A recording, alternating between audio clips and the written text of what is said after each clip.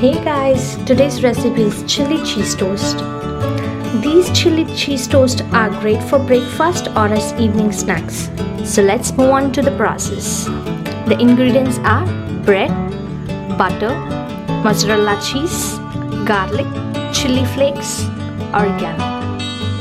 First spread the butter to the bread slices.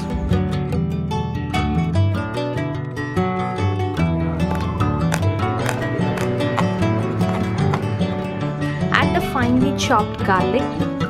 Now add cheese to the buttered bread slices. Spread some red chili flakes and oregano.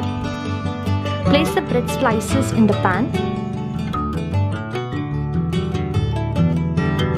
Then cover and cook until the cheese melts on a low flame.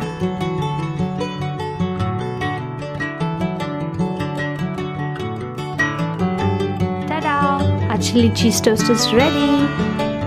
Thank you so much for watching this video. Please do subscribe and click the bell icon.